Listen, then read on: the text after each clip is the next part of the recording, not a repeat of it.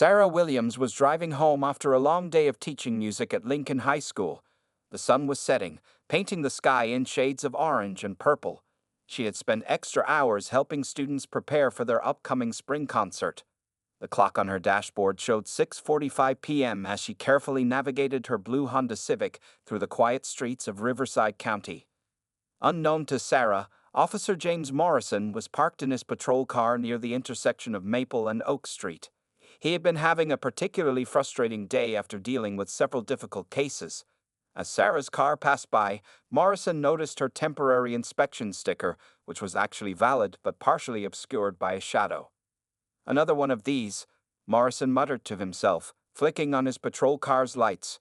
He had been on the force for 8 years, and lately his colleagues had noticed his increasing irritability and quick judgments. Sarah's heart began to race when she saw the flashing lights in her rearview mirror. As a 34-year-old black woman who had lived in this community all her life, she had heard too many stories about routine traffic stops going wrong. She did exactly what her parents had taught her years ago: turn on the interior lights, keep hands visible on the steering wheel, and remain calm.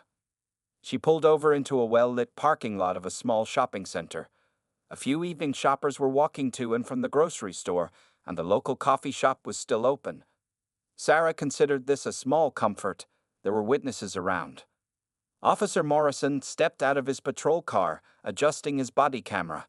He approached Sarah's vehicle with his hand resting on his holstered weapon, a habit he had developed over the years, one that often escalated tensions unnecessarily. "License and registration," Morrison barked, shining his flashlight directly into Sarah's face, even though the car's interior light was already on. His tone was harsh, unnecessarily aggressive. Sarah spoke softly but clearly. "Good evening, officer. My license and registration are in the glove compartment. I'm going to reach for them now, if that's okay." Morrison didn't respond verbally, just stood there with a stern expression. Sarah could see his face clearly in her side mirror. His jaw was clenched, and his eyes were narrowed with suspicion. As Sarah carefully reached for her glove compartment, she noticed a young woman outside the coffee shop had stopped to watch the interaction. The woman, Emma Chen, was a regular customer who had already taken out her phone and begun recording, a habit many had developed in recent years. "I don't have all night," Morrison snapped, tapping his flashlight against the car window. "What's taking so long?" Sarah's hands trembled slightly as she retrieved her documents.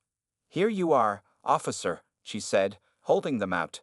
"May I ask why I was pulled over?" Instead of answering her question, Morrison snatched the documents from her hand.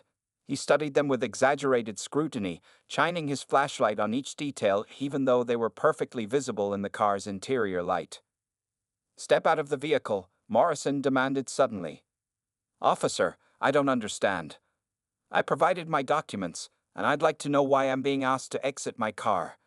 Sarah's voice remained steady, though her heart was pounding. More people had gathered near the coffee shop now.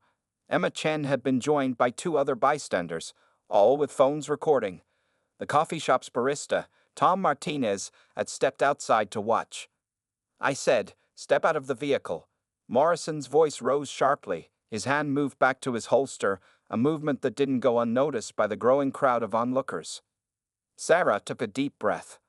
"Officer, I am not legally required to exit my vehicle without probable cause. Please tell me why I was pulled over." Morrison's face reddened. In his 8 years on the force, he had grown accustomed to immediate compliance with his commands. The fact that this woman knew her rights and was calmly stating them only seemed to anger him more. Unknown to both Sarah and Officer Morrison, this moment would soon become a turning point in both their lives. The next 4 minutes would not only go viral across social media, but would also spark a chain of events that would transform their community's approach to law enforcement and civil rights. The evening air grew tenser as more phones recorded, more witnesses gathered, and Officer Morrison made a decision that would change everything. Officer Morrison's face turned a deeper shade of red as he reached for Sarah's car door handle. The parking lot lights cast harsh shadows across his features, making his expression appear even more menacing. Without warning, he yanked the door open with such force that it bounced back slightly. "I'm not going to tell you again," Morrison growled, unclipping his radio. "Exit the vehicle now, or I'll have to remove you myself."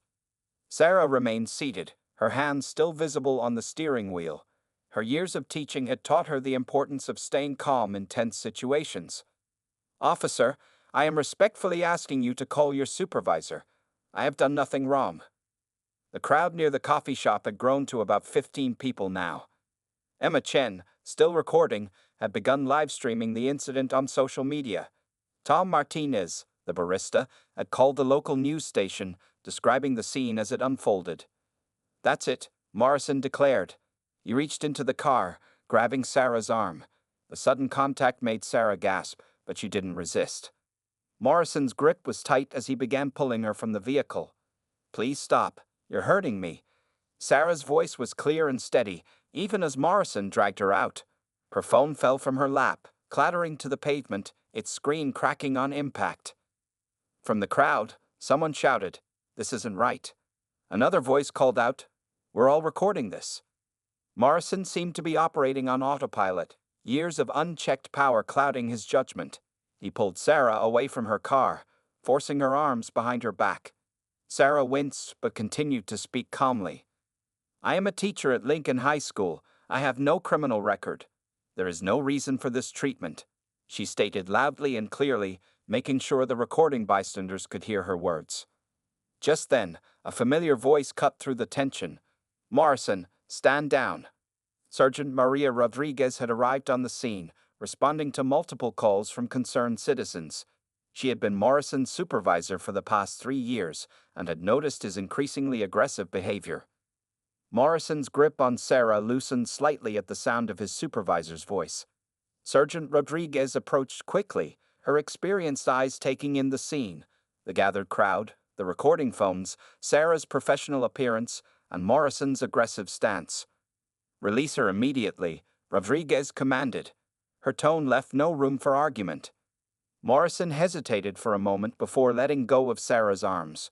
She stumbled slightly but kept her dignity, straightening her jacket and turning to face both officers. "Ms. Williams," Sergeant Rodriguez addressed Sarah, recognizing her from community events. "Are you all right?" "I'm shaken but unharmed," Sarah replied, rubbing her wrists where Morrison's grip had left red marks. "I would like to file a formal complaint." By now, the local news van had pulled into the parking lot. The incident had been streaming live for over 6 minutes, and the video was already spreading across social media platforms. Sergeant Rodriguez turned to Morrison. "Officer Morrison, return to your vehicle and wait for me there." Her voice was stern and professional, but those who knew her could hear the controlled anger underneath. As Morrison walked back to his patrol car, his movements stiff and mechanical, the reality of what he had done began to sink in. The crowd's phones followed his every move, their cameras capturing his retreat. Sarah stood tall as Sergeant Rodriguez began taking her statement. The gathering crowd had grown even larger, with some people holding up signs they had quickly made using paper from the coffee shop. Emma Chen approached Sarah, still recording. "Ms. Williams, I have the entire incident on video, starting from when he first approached your car.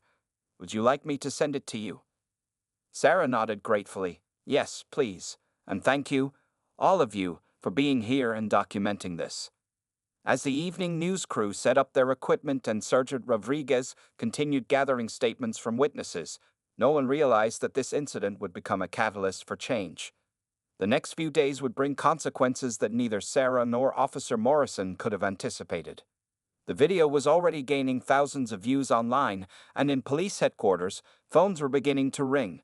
The story was just beginning to unfold, and the next chapter would shake the entire department to its core. The morning after the incident, Lincoln High School's auditorium was packed. Students, teachers, parents, and community members filled every seat.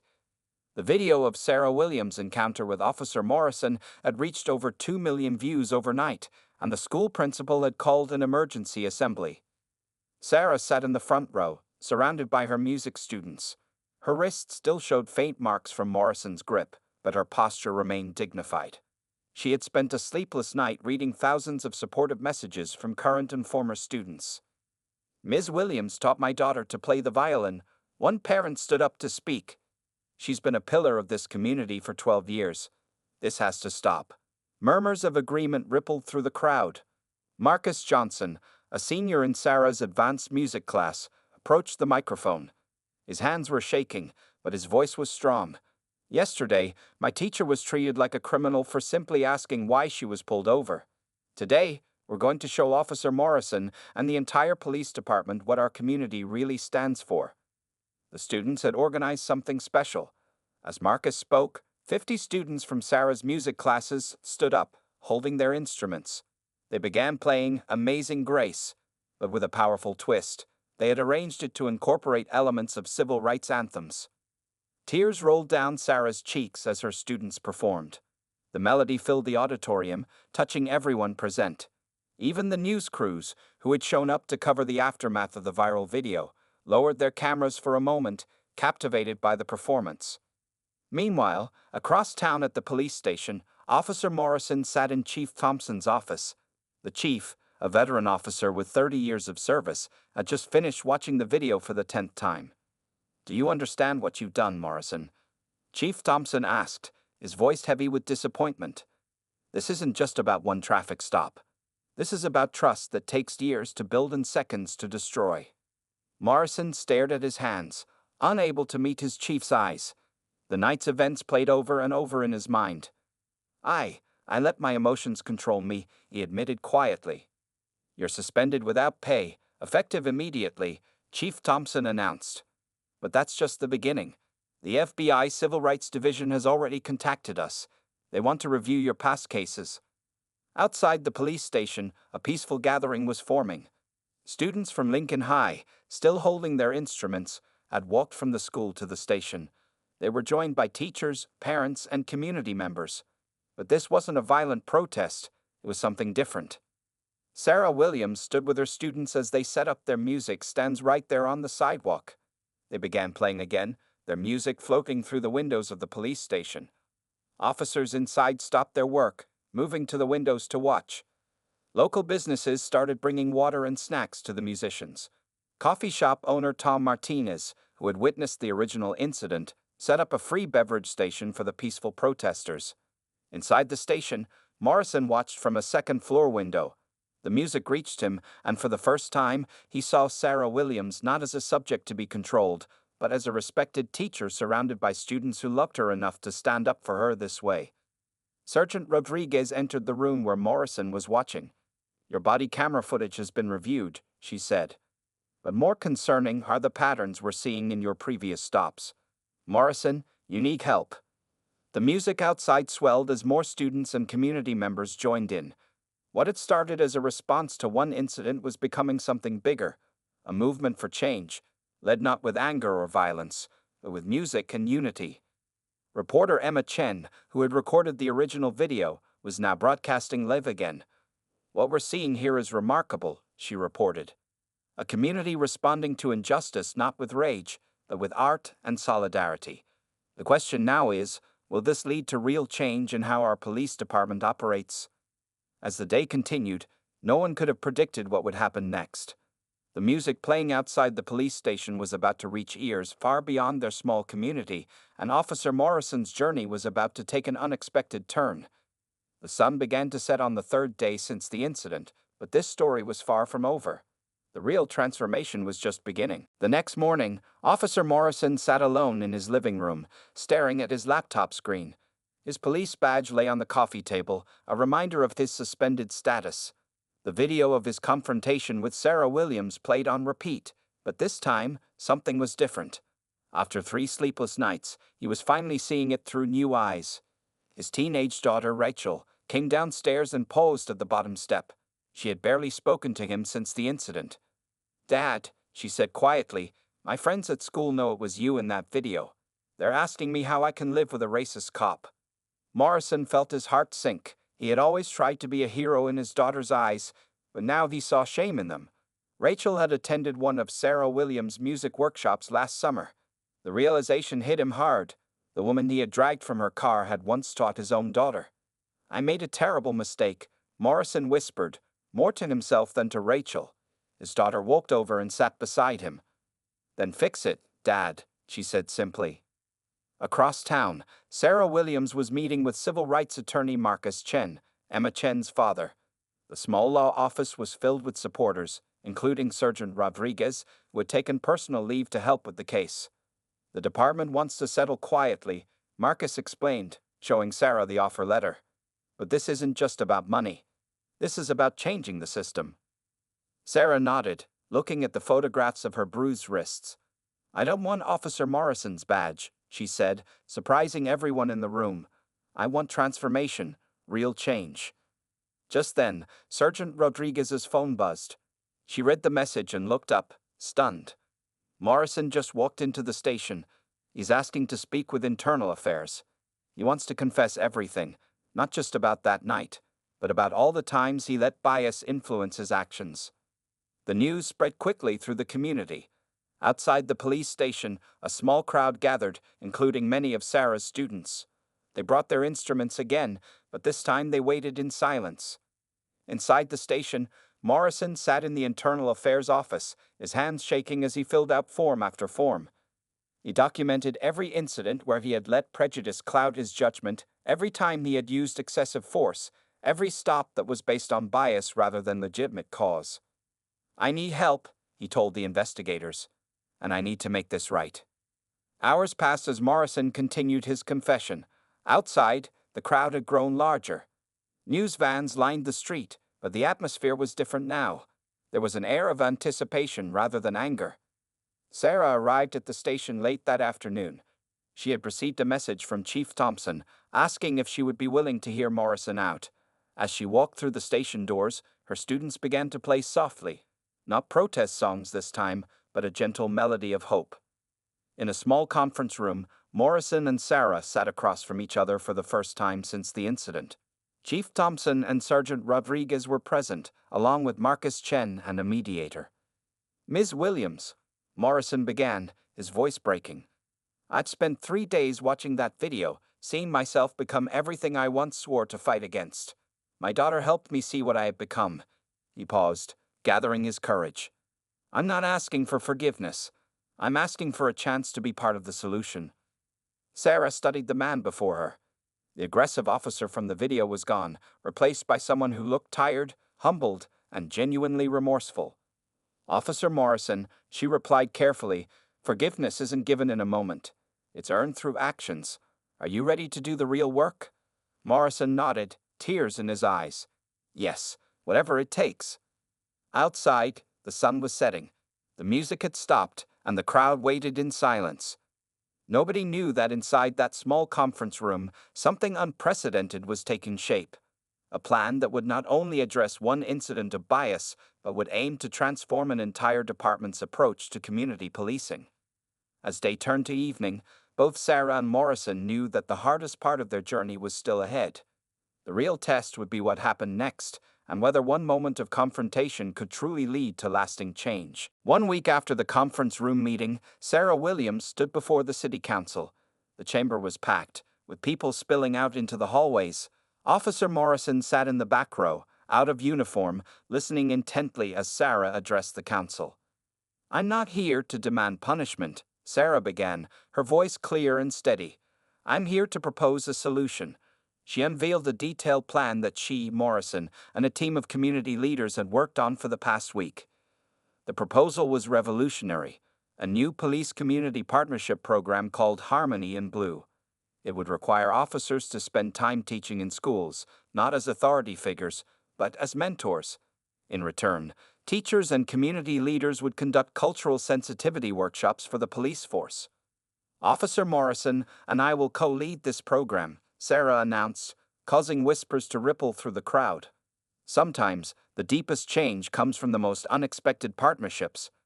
Morrison stood up slowly, walking to the podium when Sarah gestured for him to join her. The room fell silent. Many people were seeing him for the first time since the viral video, and the change in his demeanor was striking. A week ago, I was the problem, Morrison spoke, his voice humble but determined. Today, I want to be part of the solution. My actions hurt not just Ms. Williams, but our entire community's trust in law enforcement. In the audience, Rachel Morrison watched her father with tears in her eyes. Next to her sat Emma Chen, who had stopped recording police interactions and started documenting the positive changes happening in their community instead. Chief Thompson took the podium next. The department fully supports this initiative, he announced. Starting next month, every officer will participate in the Harmony in Blue program. This isn't optional, it's mandatory for continued employment. The council members listened as more community leaders spoke in favor of the program. Tom Martinez, the coffee shop owner, offered his space as a neutral meeting ground for police community discussions. Local business owners pledged support for funding the initiative. Sarah's students performed a special piece they had composed titled Bridge Over Troubled Waters, their music filling the chamber with hope. As they played, photos appeared on the chamber's screen, images of the incident that had started it all, followed by pictures of the peaceful protests, and finally, images of Sarah and Morrison working together on the new program. During a break in the council meeting, Morrison approached Sarah privately. "My daughter asked if she could join your music class next semester," he said quietly. "I understand if you're not comfortable with that." Sarah smiled genuinely for the first time in his presence. "Rachel is welcome in my class," she replied. "This is what change looks like. One person, one family at a time." The council voted unanimously to approve and fund the Harmony in Blue program. As people filed out of the chamber, something unexpected happened. Morrison's fellow officers, who had been watching the proceedings, formed a line. One by one, they turned in applications to be first-round participants in the program. Sergeant Rodriguez watched this display with pride. "This is more than just damage control," she told a reporter. "This is real transformation happening right before our eyes." Outside the city hall, the evening air was filled with music again. Sarah's students had set up their instruments on the steps, but this time they were joined by several police officers who had brought their own instruments. Together, they played a melody that blended classical music with jazz and gospel, a symbol of different worlds coming together. Morrison stood at the edge of the impromptu concert, watching his daughter approach Sarah with sheet music in hand. Rachel had always been shy about her singing, but now she was asking to join the school choir. Sarah welcomed her with open arms, and for the first time since the incident, Morrison felt something close to peace. As the sun set on the 5th day since their confrontation, both Sarah and Morrison knew they had started something bigger than themselves. The real work was just beginning, but for the first time, it felt like genuine change was possible.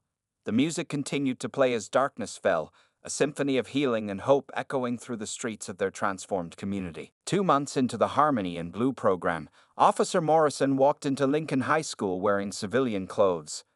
It was his turn to teach a class on community relations, but today was different. As he passed the music room, he heard his daughter Rachel practicing with the choir under Sarah's direction. The police department had undergone significant changes. Every officer now wore a small blue music note pin on their uniform, a symbol of their commitment to the program. Morrison touched his own pin, remembering how far he'd come since that fateful evening. In his assigned classroom, 20 students waited for him. These weren't just any students. They were specifically chosen because they had negative experiences with law enforcement. Among them was Marcus Johnson, the senior who had organized the musical protest. "Today," Morrison began, "I'm not here to defend the police. I'm here to listen to your stories." His voice had lost its former harshness, replaced by a genuine warmth that surprised even him. One by one, students shared their experiences. Morrison listened without interruption, taking notes, occasionally wiping tears from his eyes. When Marcus described being pulled over 3 times in 1 month just for driving his mother's nice car, Morrison felt a deep shame, remembering similar stops he had conducted. Down the hall, Sarah was working with a group of police officers who had joined her chore. The sight of uniformed officers learning to sing alongside students had become a normal part of school life. Today, they were practicing for a special community concert. During lunch break, Morrison sat in the teacher's lounge, a place that would have been unimaginable for him months ago. Sarah joined him, carrying 2 cups of coffee. Their once tense relationship had evolved into a cautious but genuine friendship. "Your daughter has an amazing voice," Sarah said, sliding 1 coffee cup towards him.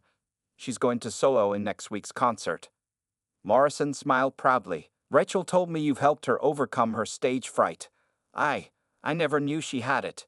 I guess there were a lot of things I didn't know about my own daughter before all this." The afternoon brought another milestone. Department had started a new initiative where officers would patrol on foot, stopping to talk with residents and business owners. Morrison walked his beat with a new partner, a community liaison trained in conflict resolution. They passed Tom's coffee shop, where the incident had occurred. Tom waved them in for their regular afternoon check-in.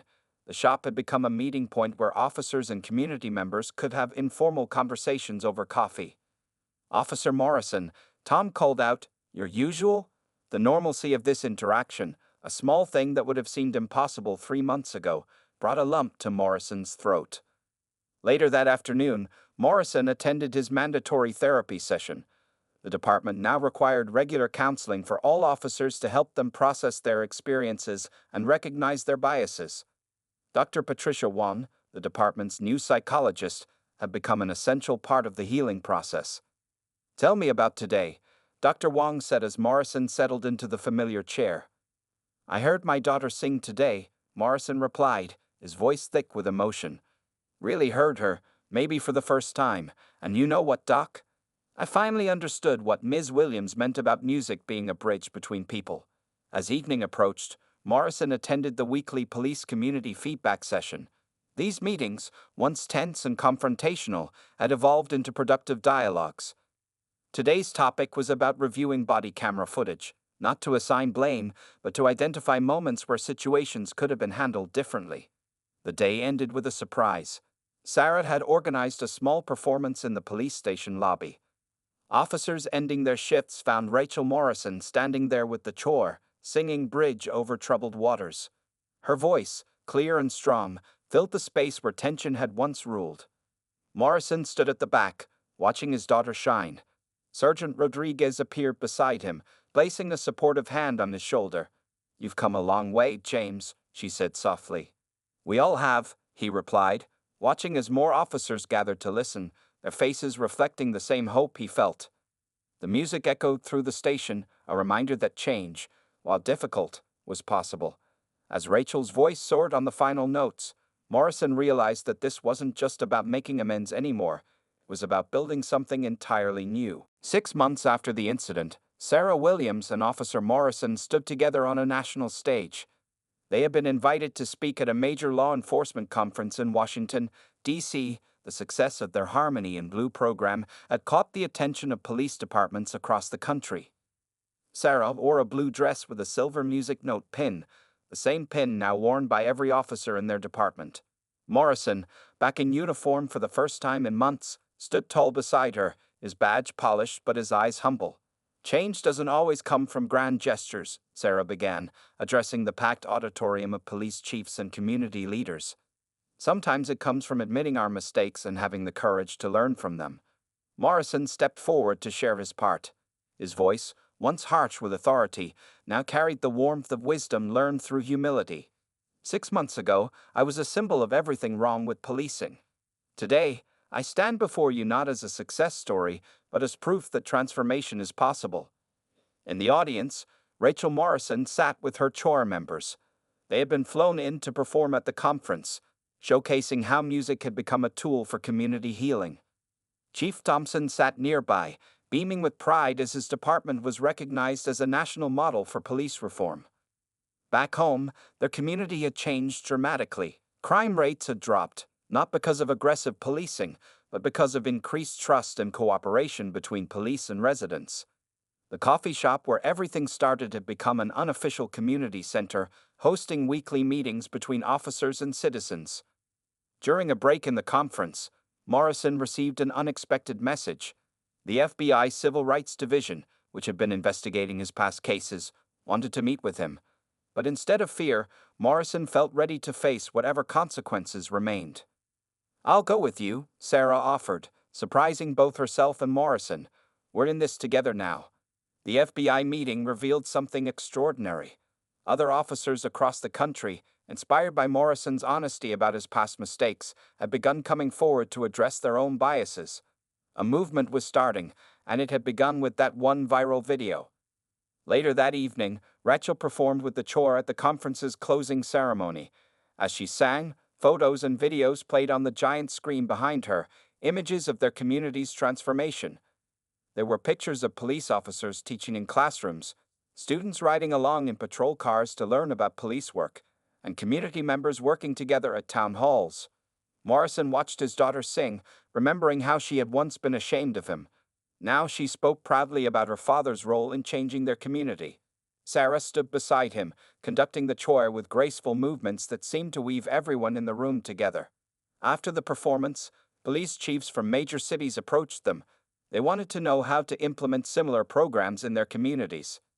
Sarah and Morrison shared their experiences honestly, emphasizing that real change required both accountability and forgiveness. The hardest part, Morrison told them, is looking in the mirror and admitting your own faults, but it's also the most important part. That night, as they prepared to return home, Sarah received a call from the Department of Justice.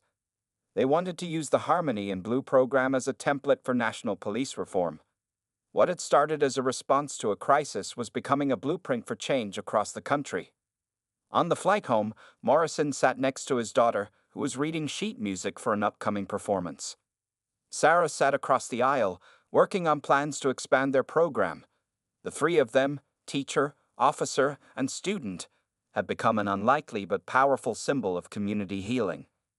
"Dad," Rachel said softly, looking up from her music, "remember when you used to say that being tough was the only way to be a good police officer?"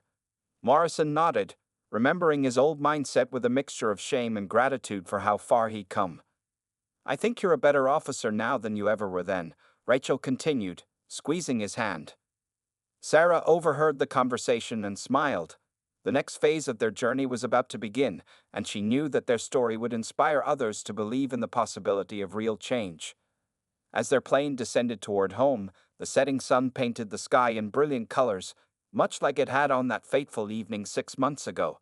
But now, instead of division and anger, the community was filled with harmony and hope. 1 year to the day after the incident, the community gathered in the renovated town square. The space that had once been just a parking lot where Sarah was wrongfully detained had been transformed into a Unity Plaza, complete with a permanent outdoor stage and memorial fountain. Sarah Williams stood at the podium, looking out at the massive crowd. Beside her was Officer Morrison, now promoted to Community Relations Lieutenant. Behind them, a combined choir of students and police officers prepared for their performance, including Rachel Morrison, who had become one of the program's most passionate advocates. "A year ago, on this very spot, we experienced a moment that could have torn our community apart," Sarah began. "Instead, it brought us together in ways none of us could have imagined." The statistics spoke for themselves. Police complaints had dropped by 85%. Community trust in law enforcement had risen to record levels. Over 50 police departments across the country had adopted their Harmony in Blue program, with remarkable results. Morrison stepped up to the microphone next. "1 year ago, I was the problem," he said, his voice carrying across the quiet crowd. "Today, I stand before you not just as a changed man, but as proof that when we choose understanding over anger, miracles can happen." Emma Chen, who had recorded the original viral video, was now making a documentary about their journey. Her cameras captured this moment as Sarah and Morrison unveiled a plaque on the Unity Plaza fountain. It read, "From Discord to Harmony, where our community found its voice." The ceremony continued with a performance that brought tears to many eyes. Rachel Morrison and the combined choir sang an original composition titled Bridge of Change, written by Sarah. As they sang, photos from the past year played on large screens. Images of healing, growth, and transformation. Chief Thompson announced his retirement during the ceremony, but not before revealing his final act as chief. The department had created a permanent position of Community Harmony Director, and both Sarah and Morrison would co-lead it together. "Sometimes the best leaders are those who have learned from their mistakes," Thompson said, pinning new badges on both Sarah and Morrison. These badges were different. They featured a musical note intertwined with the traditional police shield. Tom from the coffee shop had expanded his business to include a community center, where regular meetings between police and residents continued. He stood proudly with his family, remembering how his decision to record and speak up had helped spark this change. Sergeant Rodriguez, now promoted to captain, chaired the department's latest initiative, a scholarship program for students interested in both law enforcement and community service, named the Williams Morrison Unity Scholarship. As the ceremony neared its end, something unexpected happened. A group of police officers from a troubled precinct in another state approached the stage. They had driven all night to be there, hoping to learn how to implement similar changes in their community. Sarah and Morrison welcomed them warmly, remembering their own difficult journey. Change begins with one person willing to admit they were wrong, Morrison told them, and another person willing to believe in their capacity to change. The day concluded with a community dinner in the plaza. Police officers served food alongside community volunteers. Children played safely while their parents chatted with officers who now felt more like neighbors than authority figures. Rachel Morrison, taking a break from performing, sat with her father and Sarah at a table near the fountain. "Remember when you asked me to fix it, Dad?" she said, referring to that morning a year ago when everything began to change. Morrison nodded, touching his new badge thoughtfully. "I never imagined fixing it would lead to all of this." Sarah smiled, watching as more people gathered around their table. "Sometimes the worst moments in our lives become the catalyst for the best changes," she said. As the sun set on Unity Plaza, the fountain's waters reflected the golden light, and the music of community healing filled the air. The plaque caught the last rays of sunlight, its message clear. One incident of injustice had been transformed into a movement of lasting change. Morrison looked at his daughter, then at Sarah, and finally at his community. He remembered the angry officer he had been a year ago and silently thanked everyone who had believed in the possibility of change. The story of Sarah Williams and Officer Morrison had become more than just a viral video or a local incident. It had become a blueprint for how communities across the nation could heal their deepest wounds and build a better future together, one note at a time.